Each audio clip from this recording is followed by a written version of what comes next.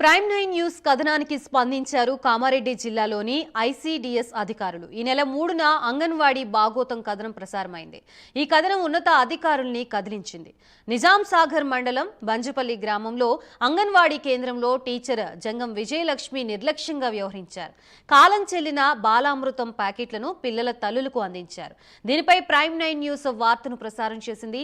Prime 9 కథనాలకి స్పందించిన కామారెడ్డి జిల్లా సంక్షేమ అధికారి బావయ్య వెంటనే మెమో జారీ చేయాలని అధికారుల్ని ఆదేశించారు. ఉన్నత అధికారుల ఆదేశాల మేరకు ICDS supervisor SV Lakshmi teacher Jangam విజయలక్ష్మికి మెమో జారీ చేశారు.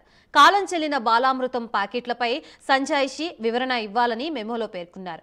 మెమో అందిన 3 రోజుల్లో సంజాయిషి ఇవ్వకుంటే శాఖాపరమైన చర్యలు తీసుకుంటామని హెచ్చరించారు.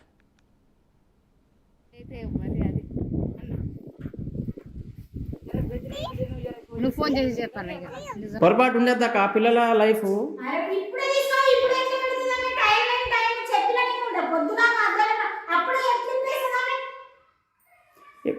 ఎక్స్పైరీ డేట్ అయినటువంటి బాలామృతము పిల్లలకు ఎందుకు ఇస్తున్నారు?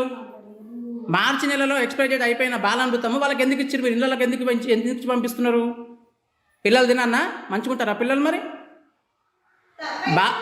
బాలామృతం ఇస్తే పిల్లలు మంచిగా ఉంటారు, దృఢంగా ఉంటారని గవర్నమెంట్ ఆలోచించి అంత ఖర్చు పెట్టి మీరు ఇన్ టైం లోపల బాలామృతం పిల్లలకి తినిపించాలి.